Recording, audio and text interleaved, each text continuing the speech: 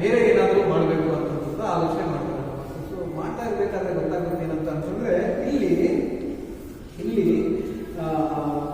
ಒಂದು ಯೋಜನೆಯನ್ನು ಮಾಡ್ತಾರೆ. ಯಾಕೆ ಅಷ್ಟು ಅವರಿಗೆ ಬೇಕು ಅಂತ ರಾಮಾನುಜಾಚಾರ್ಯರಿಗೆ? ಯಾಕೆ ಅಂತಂದ್ರೆ ನೋಡಿ, ನಮ್ಮ ಪೆರುಮಾಳ್ ಅವರು ಬಂದ್ಬಿಟ್ಟಿದ್ದಾರಲ್ವ, ಅವರಿಗೆ ಒಂದು ಕ್ರಿಯೆ ಅಂದ್ರೆ ತುಂಬಾ ತುಂಬಾ ತುಂಬಾ ಇಷ್ಟ. ಏನಪ್ಪ ಅಂದ್ರೆ ಪ್ರಚಾರ ಮಾಡೋದಂದ್ರೆ ತುಂಬಾ ತುಂಬಾ ತುಂಬಾ ಇಷ್ಟ. ಯಾರಿಗೆ? ನಮ್ಮ ಪೆರುಮಾಳ್.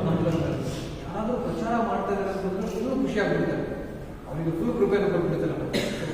ಎಷ್ಟೋ ಭಕ್ತಾದಿಗಳು ಏನಂತ ಹೇಳ್ತಾರೆ, ಪ್ರಚಾರದಲ್ಲಿ ತೊಡಗಿದಾರಲ್ವಾ, ಆ ಒಂದು ರಂಗನಾಥ ಸ್ವಾಮಿ ಮುಂದೆ ನಿಂತ್ಕೊಂಡ್ರೆ ಜಸ್ಟ್ ಆಲೋಚನೆ ಮಾಡ್ಬೋದು, ರಂಗನಾಥ ಸ್ವಾಮಿಯ ಒಂದು ಕಣ್ಣಲ್ಲಿ ಏನೆಲ್ಲ ಆ ಒಂದು ಕೃಪೆಗಳು ಕೊಡಬೇಕು ಆ ಒಂದು ಭಕ್ತಾದಿಗಳ ಒಂದು ಪ್ರತಿ ಅಂತ ನಡೀತಾ ಇರ್ಬೋದಲ್ವ. ಜಸ್ಟ್ ನಾವು ಆಲೋಚನೆ ಮಾಡ್ಕೊಳ್ಬೋದು ಎಷ್ಟು ಅವ್ರಿಗೆ ಇಷ್ಟ ಭಕ್ತಾದಿಗಳು ಪ್ರಚಾರ ಮಾಡ್ತಾ ಕೀರ್ತನೆ ಮಾಡ್ತಾ ಬಂದಿದ್ದಾರೆ ಅಂತ.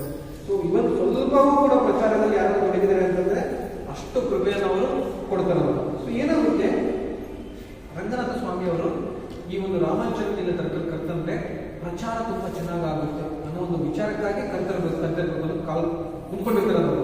ಸೊ ಏನ್ ಮಾಡ್ತಾರೆ ಅಂದ್ರೆ, ಒಬ್ಬರು ವ್ಯಕ್ತಿ ಇದ್ರು. ಸೊ ಇವರು ಬಂದ್ಬಿಟ್ಟು ಅರೆಯವರು ಅಂತ ಹೇಳ್ತಾರೆ. ಸೊ ಇದರಲ್ಲಿ ಇವರು ಅರೆಯವರು ಅಂತ ಏನಂದ್ರೆ, ಇವರು ತುಂಬಾ ಚೆನ್ನಾಗಿ ಸುಮಧುರವಾಗಿ ಒಂದು ಭಜನೆಗಳನ್ನ ಆಡ್ತಾರೆ, ಕೀರ್ತನೆಯನ್ನ ಆಡ್ತಾರೆ, ಮತ್ತೆ ನೃತ್ಯ ಕೂಡ ತುಂಬಾ ಚೆನ್ನಾಗಿ.